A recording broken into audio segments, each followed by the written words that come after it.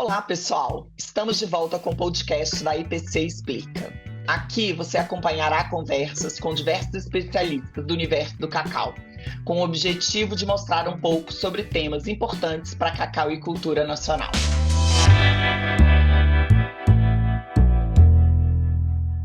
Eu sou a Ana Paula Lozzi, presidente executiva da IPC. No episódio de hoje, a conversa é sobre algumas doenças que podem afetar o cacaueiro. E para falar sobre esse assunto, estamos aqui com a Karina Gramacho, PhD em fitopatologia e pesquisadora da Comissão Executiva do Plano da Lavoura Cacaueira, CEPLAC, no Centro de Pesquisas do Cacau, e o Milton Conceição, chefe do Serviço Regional de Sistemas de Produção, SESIP.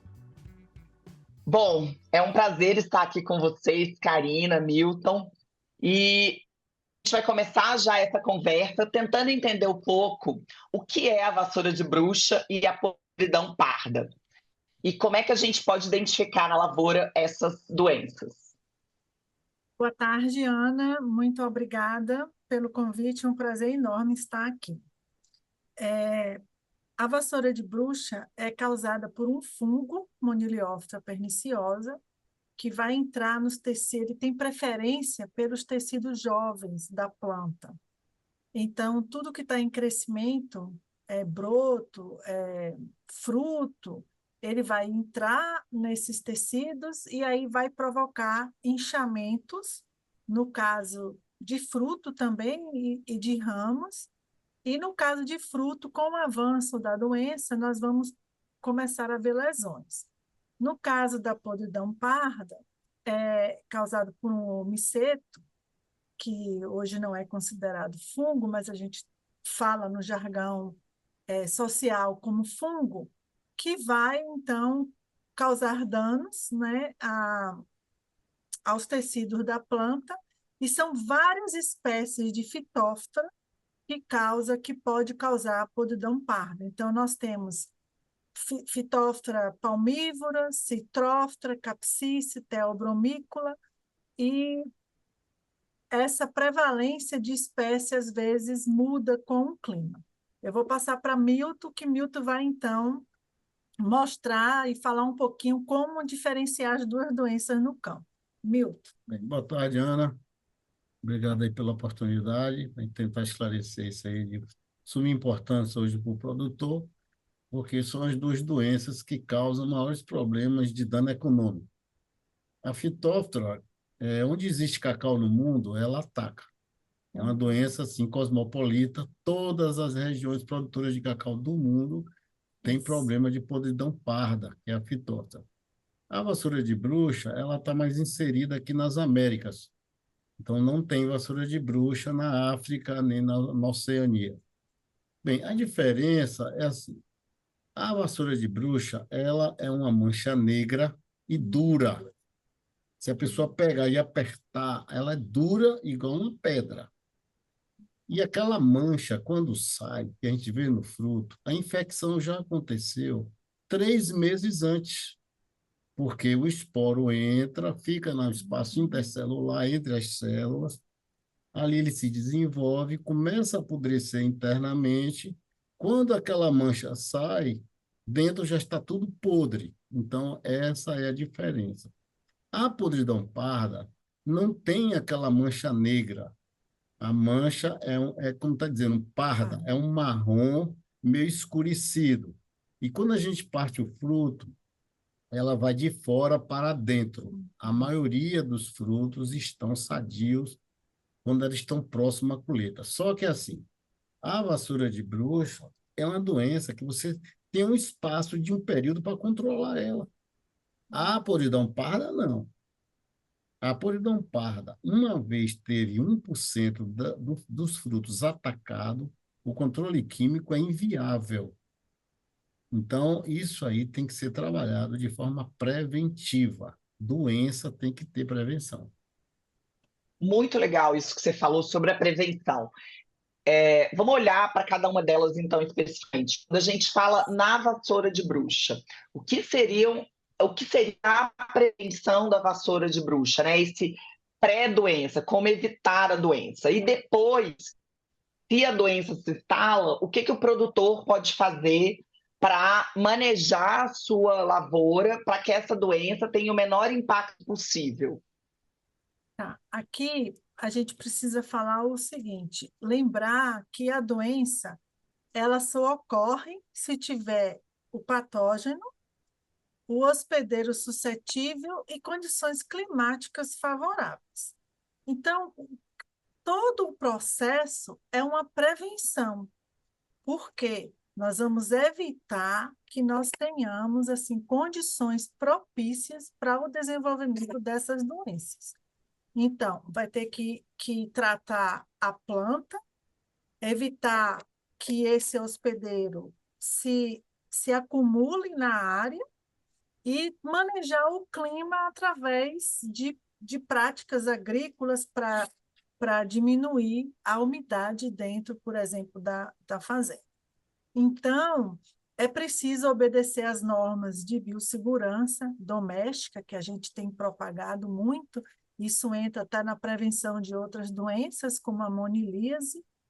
Ter mudas certificadas, saber de onde essas mudas estão vindo, para que a gente tenha garantia que essas mudas estejam livres de doenças, mudas ou propagam, semente, porque tem produtor que prefere plantar por semente. Dentro da própria fazenda, o produtor que faz esses viveiros, que faz as próprias mudas, ele tem que ter esse controle fitossanitário para poder manter a saúde das plantas. Então, ter essa nutrição, ter a adubação adequada, manter a planta com o mínimo estresse possível em termos de falta de nutrientes, por exemplo, e tem todo um outro manejo no caso de entrar a doença. O que é que a gente pode fazer com essa área que já tem a doença? Quando a vassoura de bruxa foi detectada aqui em 89, 10 anos depois, ela provocou um total arraso. A região produziu 397 mil toneladas na safra 86 e 87. 10 anos depois, estava com 96 mil toneladas. Então, perdeu 301 mil toneladas de cacau. Porque os plantios eram todos altamente susceptíveis, que eram as plantas forasteiras, né, que é o comum, Pará, Parazinho, Maranhão, e os híbridos. Existiam muito poucas plantas tolerantes à vassoura de bruxa. Então, deu no que deu. Aí, a região aqui, nós tivemos que partir para clone, porque foi detectado, diferente de como é na Amazônia, que lá tem um clima seco definido, aqui a vassoura chegava a esporular 10 meses no ano, porque aqui chove e faz sol o ano inteiro. Então, uma vez você teve vassoura na planta, essa vassoura secou e ela chove, ela molha, ela seca, ela molha, ela seca, tem mais de 5 meses em cima da planta, normalmente ela vai sair o basidiocarpo, que é o cogumelo, que é a estrutura reprodutiva. Então, se tornou inviável o controle através de podas, de remoção, etc. Então, para nós aqui, teve que partir para clone. E esses clones, hoje, eles são 18 clones recomendados. Essa placa, ao longo de 95 para cá, recomendou 47 clones, sendo que isso é dinâmico. Aparecem plantas melhores, então aquelas outras a gente vai substituindo pelas que são melhores. Então, o que é que o produtor tem que fazer? O produtor tem que fazer remoção. Aqui no caso da Bahia, a gente recomenda fazer 3 remoções. Por que fazer remoção? Para você tirar a fonte de inóculo de cima da planta. Porque uma vez a vassoura ficou ali, ela secou, ela vai soltar a estrutura reprodutiva, que é o cogumelo ou basidiocarpo. Não quer dizer que os clones não peguem vassoura. Ele pega, mas são plantas tolerantes. E outra coisa, as pessoas às vezes pensam, só porque partiu para a clonagem, resolveu o problema. Não. Clonagem é uma planta melhorada, é uma planta que você tem que ter mais cuidado, então você tem que dar um manejo mais adequado, você tem que fazer fertilização, tem que fazer as podas, não pode deixar a vassoura secar em cima de clone, senão aquela vassoura vai se especializar em cima daquele clone e perde a resistência. Bem, é um ponto. Então, a partir daí, a gente viu que também existem alguns produtos químicos que ajudam a você controlar não só como remoção. Então, aqui no caso da região nossa, aqui do sul da Bahia, tem o pico da vassoura, que começa no mês de maio e vai até mês de agosto. Então, coincide com a floração da safra principal. Uhum. Então, quando a gente vai fazer a aplicação de algum produto químico, você tem que fazer em cima da floração biorração da safra principal, que é no final de abril. Se você não fizer isso, quando sair aqueles frutos que eles já estiverem grandinhos, você não sabe se ele está atacado, porque aquela mancha só vai aparecer 90 dias depois da infecção.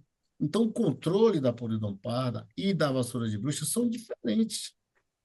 Então, a questão da vassoura de bruxa é esse: o produtor tem que fazer remoção e depois, dependendo do que ele tenha de produção, ele vai ter que fazer a conta se as aplicações dos produtos que vão ser Se foram recomendados paga, suficientes.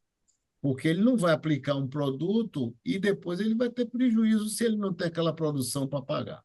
Então, com o preço de cacau do jeito que está aí hoje, em alta, qualquer conta que se faça é viável se Paga. fazer, paga. Então, a vassoura de bruxa é isso. É isso. Ô, Milton, só para eu entender, quando você fala remoção, é remoção da vassoura, né? Remoção da vassoura. vassoura. Daqueles focos de vassoura na Isso, planta, da não é planta. remoção Porque da planta, né? Não, Só para a não gente deixar claro que a gente está é a removendo a remoção, vassoura. é a remoção da da vassoura. vassoura. Aqui nós recomendamos 3 remoções. No caso da Amazônia, que o clima é diferente do nosso, lá faz uma remoção da vassoura no mês de setembro e um repasse no mês de novembro. Por quê? Uhum. As chuvas, normalmente, naquela região, começam a partir do mês de outubro e vai até maio. Se deixar a vassoura ali em cima das plantas, elas vão fazer o quê? Vão soltar o basidiocarpo e vão pegar os frutos.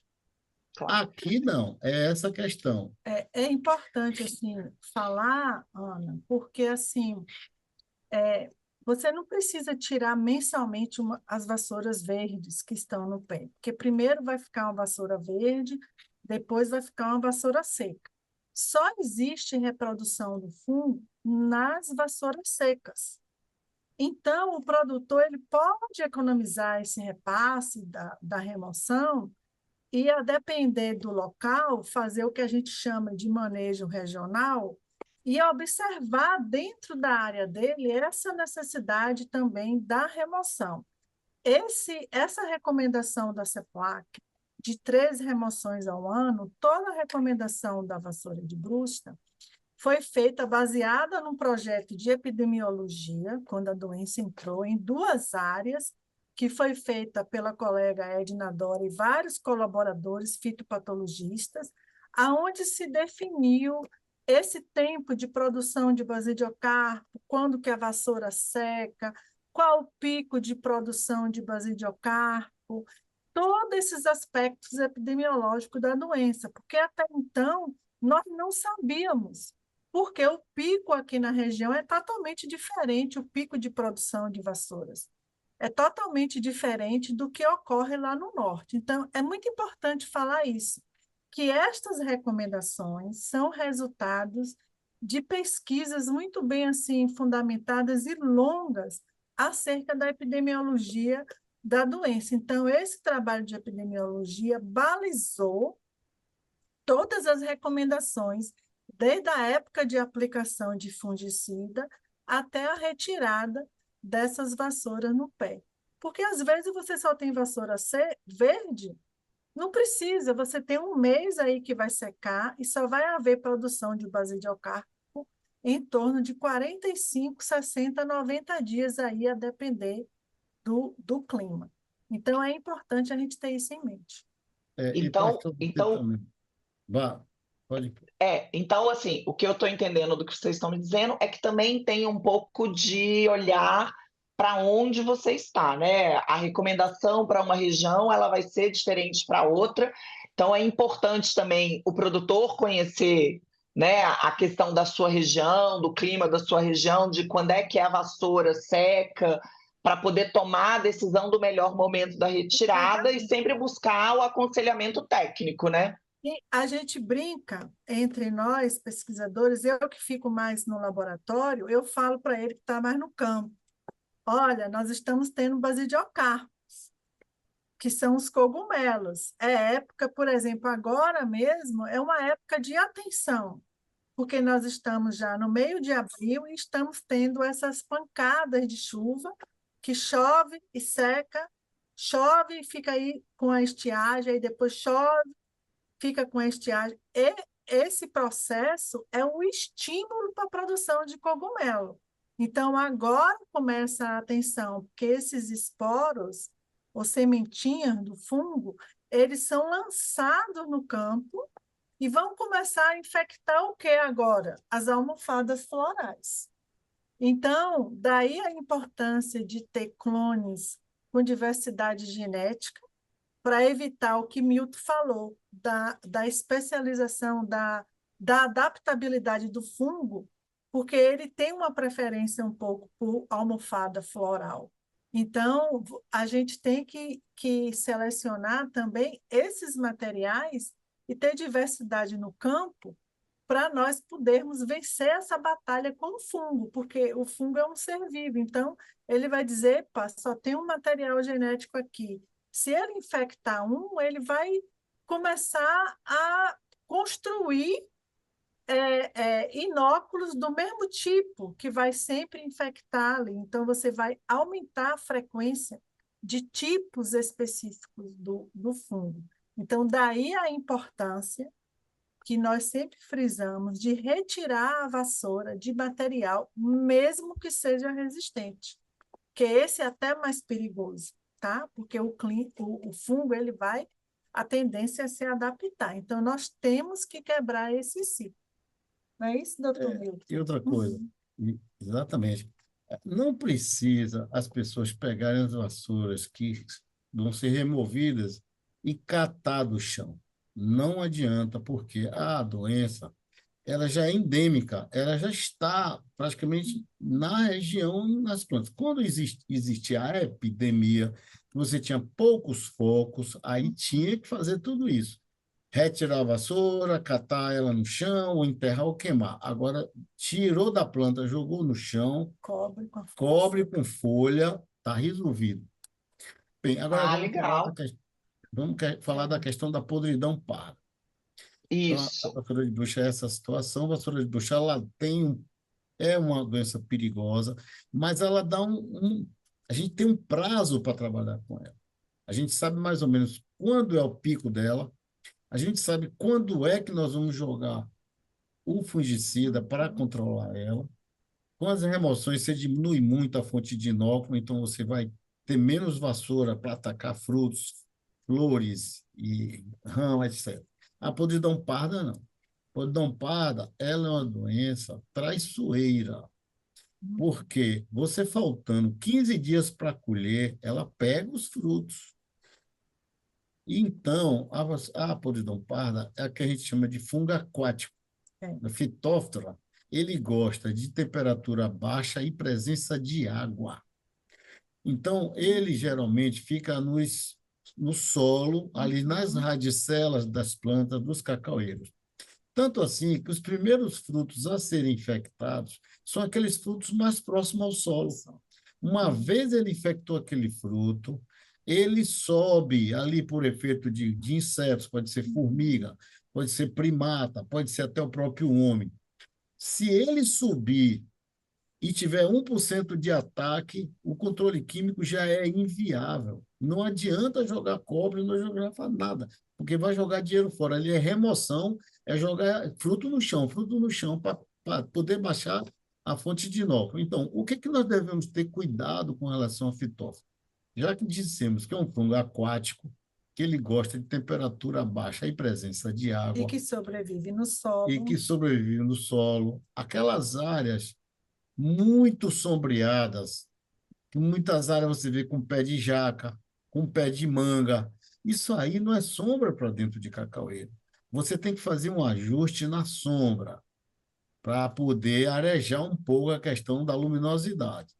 Você não pode deixar o casqueiro, que é a maior fonte de inóculo de fitófora, é a própria casca do cacau. Então, as pessoas quebram o casqueiro, joga lá no campo de qualquer jeito, em lugares muito sombreados, sujeito a alagamento. Nos pés de cacau, não pode deixar, porque dá cancro de fitófora no tronco. E ali, o que é que acontece? O pessoal não cobre esse casqueiro. Tem que se quebrar o cacau em lugares abertos, geralmente mais no lugar onde tem mais falha dentro da roça. Cobrir aquele casqueiro 3 dias depois, após a quebra. Lugar onde acumula água, tem que fazer valetamento. Não quebrar o cacau onde as pessoas passam, onde os animais passam. Então, são esses cuidados que são os cuidados profiláticos que tem que ser feito. Aí, E são cuidados simples, né, ô Milton? Uhum. São cuidados simples, né? São cuidados simples esses. Imagina que simples, se você jogar o casqueiro na árvore como adubo, sem dar um tratamento, você está devolvendo para a árvore o fungo que está ali naquelas partes doentes do fruto. Então, você está contribuindo para completar o ciclo de vida do patógeno. É como se você estivesse induzindo ou ajudando ali a ressurgir mais inóculo disponível para infectar a planta. antigamente a gente tinha um artifício, porque a doença que mais atacava, que era realmente muito problemática, era a fitóftora, era a podridão palha. Então, nós tínhamos um artifício de colocar iscas nas áreas foco das fazendas. Então, a gente sabia onde era que dava podridão parda primeiro. A gente pegava, como ele está no solo, a gente pegava 2 ou 3 frutos verdes, pegava um saco de adubo de plástico e ali limpava o chão, botava o fruto lá, espetava 4 ganchos na ponta desse saco, e ali formava uma câmara úmida e deixava lá. Depois de uma semana, a gente vinha fazer uma leitura para ver se aqueles frutos estavam infectados. Se a gente tivesse leitura negativa, repetia. Aí, se você tivesse 2 leituras positivas, você tinha que começar a aplicar o cobre imediatamente, porque dali a 3 semanas, o podridão parda ia começar a atacar. Porque às vezes você tem uma quantidade de pessoas insuficiente, e como você vai fazer a aplicação desses produtos, tem que ser árvore a árvore. Aí, às vezes, você não tem assim, uma capacidade de cobrir a sua área em tempo hábil para a doença atacar. Então, era uma forma de você saber o momento que você ia começar a fazer o controle da fitófora. Se você faz uma vez o controle com qualquer produto à base de cobre, ele é altamente eficiente contra a fitófora. Porque vai, inclusive, é protetivo, né? Ele é Vai proteger os protetivo. frutos. Mas se eu entendi certo, os produtos com cobre eles têm que entrar no momento adequado, e aí teria que entrar em todas as plantas Isso. da área produtiva. Tem que ser Legal. preventivo. Tem que ser preventivo. E aí, quando a gente pensa nessas duas doenças, hoje são as principais doenças do cacaueiro no Brasil, né? Pelo menos aqui aí no sul da Bahia. A gente pode dizer que também as duas são as principais nas outras regiões. Você pergunta se elas também são No importantes. Brasil, aqui, tanto as mais incidentes aqui no sul da Bahia é vassoura e podridão. E tem No Pará, ceratocísticas Espírito também. Santo também. São doenças de fruto, São né? doenças de fruto, mas a gente tem que acrescentar aí que hoje ceratocystis é uma doença também que, que, que é um problema, tá? Uhum. Então, são as principais doenças. A gente pode acrescentar aí ceratocystis, que é mal do facão, né?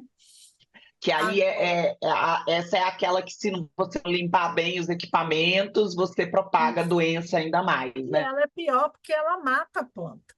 Ela E mata a vassoura planta. de bruxa e fitóftora não mata. Então, mas sim, fitóftora, ela ocorre em todas as áreas produtoras de cacau, tá? Inclusive em locais a pleno sol também, tem regiões, ela ocorre. É Uhum. claro que a incidência e a severidade vai variar de acordo com a região. A vassoura de bruxa ocorre praticamente No Brasil, tem áreas ainda que são indêneas, onde a vassoura de bruxa não ocorre, a exemplo, por exemplo, de Barreiras, ainda não está lá, graças a Deus. Mas, assim, por isso que a gente tem que reforçar essas medidas preventivas, para evitar que essas doenças, no caso da vassoura de bruxa, principalmente, que entre nessas novas áreas de plantio. Fitóftora é um patógeno que infecta o cacaueiro e várias outras plantas. Então, existe infecção cruzada aí em alguns casos.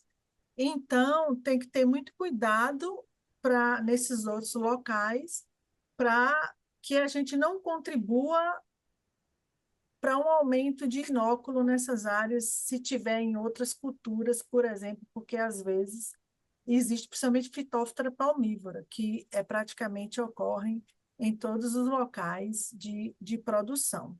Eu acho que a gente precisa contar um pouco para o produtor o que a CEPLAC tem feito, né, para poder trabalhar essa pauta, né, de evitar as doenças, de trabalhar boas práticas agrícolas, clones adequados. Se vocês puderem, né, a gente não tem muito tempo, mas se vocês puderem falar um pouquinho sobre isso. Em termos de pesquisa, a gente trabalha com o manejo integrado, com o desenvolvimento de controles. Então, remoção, o controle biológico, que nós temos o Tricovab, e nós continuamos trabalhando, que o grande papel do Tricovab é justamente evitar com que essas vassouras secas, esses frutos doentes, venham a produzir basendiocarpo, tá? Então, ele vai acabar com a fonte de inóculo, ele vai tornar aquele material doente, a gente vai usar o Tricovab ou o controle biológico para quebrar o ciclo da doença. Então, você vai ter doença, mas aquele pedacinho que está doente não vai produzir basendiocarpo. Se você pensar isso, é muito bacana, né? Porque você não vai ter mais aquele elemento que causa a doença, que são os esporos. Então, o controle fitossanitário, que é também universal, onde quer que ocorra a vassoura de bruxa, o controle biológico, o controle genético, que é dinâmico. Então, cacau é uma planta perene, difícil, os melhoristas levam anos e anos para ter uma nova geração, para ter um novo cruzamento. Esse material, uma vez desenvolvido, ele é testado em fazendas, em várias regiões, municípios, inclusive estados, para que a gente possa, então, ter a validação pelo produtor da preferência do produtor. O controle genômico, através de técnicas genômicas de diagnóstico, de genes de resistência, de moléculas novas, aonde nós temos aí esses bancos de dados e nós trabalhamos com essa rede de interação, faltou qual? Falei o controle químico, sempre nós vamos ter moléculas novas para testar, isso também é dinâmico, porque a gente recomenda um produto, a exemplo do Folicul, e aí ele sai do mercado, então nós temos que ter outro na prateleira para substituir, isso também é dinâmico. E também assim tem um controle que eu acrescento sempre na minha fala, que é o controle do homem, né? Vamos dizer assim, o controle da educação, a educação fitossanitária. O homem, ele leva a doença para os locais, não é de propósito, mas é a troca de experiência, a troca de material genético, isso é normal em qualquer lugar. O comércio, então a gente tem que ter esse cuidado. Tudo isso junto, assim, em linhas gerais, a gente está trabalhando, vem trabalhando, é dinâmico, não vai parar nunca. Eu diria, Ana, assim, eu conheço muitos países que produzem cacau. A melhor tecnologia de produção de cacau, eu lhe digo seguramente, é aqui no Brasil. E muita gente copiou, está tendo bons resultados, porque hoje, se você tem 60 frutos numa planta, que dá 10.000 flores no mínimo, você tem 3.000 quilos de cacau por hectare, se você tem 1.000 plantas por hectare. Então, um pé de cacau produzir 60 frutos é muito pouco. Então, você vê que aqui a região ela está entre 12 e 18 arroba por hectare, mas são plantios velhos, com densidade baixa, onde você tem 3, 4 frutos de aproveitamento no máximo. Então, essa nossa tecnologia é para o produtor ganhar dinheiro, para abastecer a indústria. Uma coisa que eu fico assim pensando, a CEPLAC, com toda dificuldade, a CEPLAC gerou pesquisa, gerou resultado, e está aí o produtor que está trabalhando e que vem trabalhando, ele vai ganhar muito dinheiro agora. Infelizmente, houve esse problema dessa seca de agosto para cá, que estragou muito o temporão, que esse gradiente de temperatura foi muito alto. Então, houve muito aborto de flores, não vingou fecundação, fruto não amadureceu pequeno. Mas se tivesse Germinou. germinou amêndoas de fruto, então tudo isso por gradiente de temperatura alta. Então, o produtor que veio trabalhando, se não fosse essa questão climática agora, ele era porque o temporão vai ser pequeno, talvez em alguns lugares ele vai ser menos do que 50% do que foi o ano passado. Obrigado. Obrigada, Karina. Obrigada, Milton. Obrigado, Ana. Joia. Obrigadão, hein? Tchau. Obrigada a vocês. Esse foi o AIPC Explica de hoje. Muito obrigada por ter nos acompanhado e até a próxima.